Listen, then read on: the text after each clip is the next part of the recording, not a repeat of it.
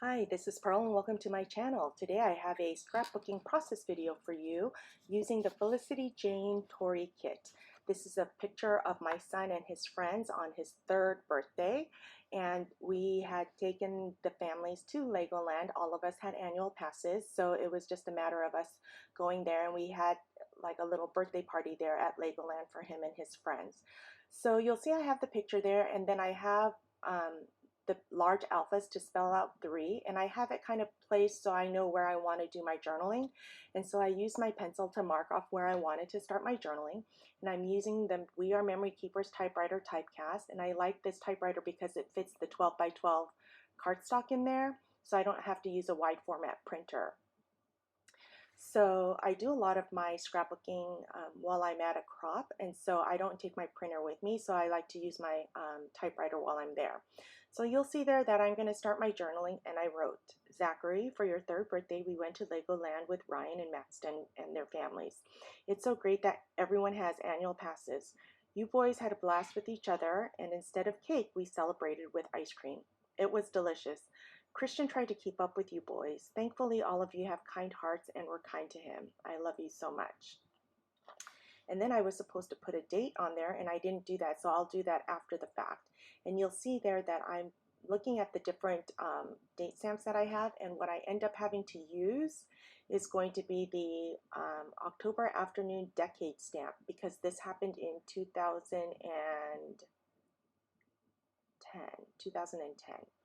So I'm using the decade stamp, but you won't see that here because I'm going to do that after the fact, after I finish this recording, because I just realized I don't have a date on here. So I'm sorry I'm out of focus. I'll be back in focus here in a second.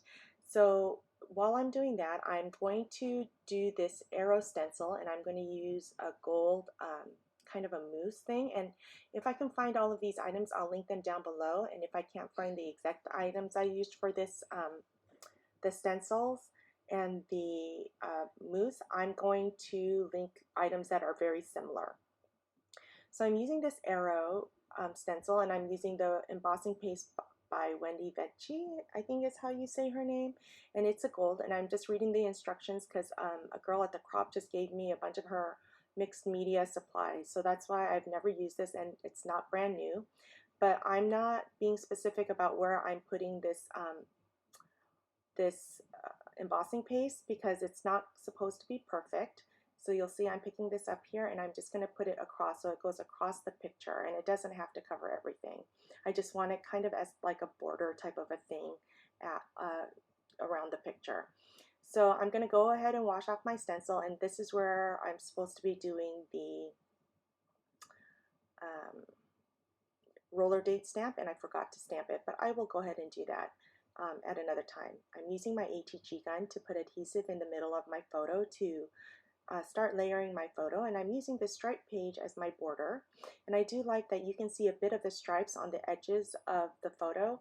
Then I'm using this polka dot one, and I'm going to use that as I think I'm going to use that as my second layer, but I end up changing my mind, and I'm using this gold scallop, and I'm going to put that on the left hand side and make that longer than the original striped. And I'm looking at the different colors to make sure no two colors that are too similar are right next to each other. So that's why I use this black and white floral one next. And you can see that I just have edges of the paper peeking out because that is the style that I prefer for my scrapbooking. Instead of large pieces to make the T shape, I just use the embossing paste and to lay my foundation. So I put another green piece down on the very bottom, and then I think I'm going to use that other layer to add another piece, but I decide not to do that. So then I wait for my embossing paste to dry, and while I'm doing that, I go ahead and use foam dimensionals to pop up corners of the layout. Now, since the layout is going to be on embossing paste, I'm going to have to use Tombow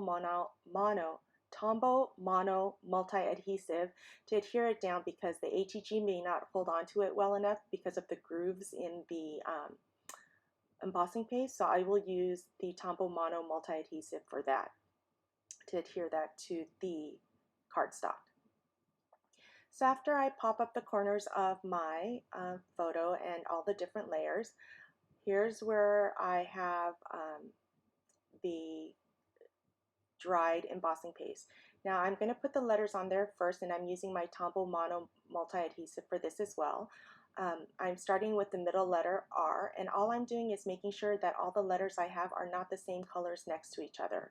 So I did have to go through all of the letters to make sure that I had letters that were not going to be colors that were not going to be right next to each other. And I do really like these large alphas. They're probably like 2-3 inches high. So after I do that, I'm going to adhere the photo to above the 3, and I'm using the Tombow Mono multi-adhesive for that. And it'll stay wet for a little while, so be sure not to move it too much, but it will adhere on and stay on forever. So I do that. Then I'm using the alphas that came with the kit, and I'm spelling out Legoland, and I'm putting that right above my picture there, just right in the middle, because this is kind of a T-shaped foundation design that I like. And then I'm going to go through some puffy stickers and decide what to use. And so I'm going to put a puffy sticker that says happy in front of Legoland under the layers of paper that I have there. Then I'm going to use memories puffy sticker and put that on the bottom right hand, because that's where my second embellishment cluster will be. And then my third embellishment cluster is going to be on the bottom right hand side of the page. And you'll see there that I'm going to add some flowers and stuff and add another puffy sticker there as well.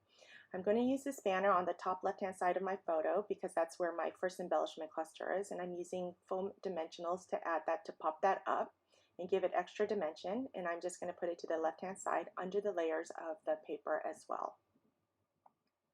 I love layering and putting things unexpectedly like that. Okay, then I'm trying to decide what to put on the bottom of the layout, and that's where I decide I'm going to put a small flower.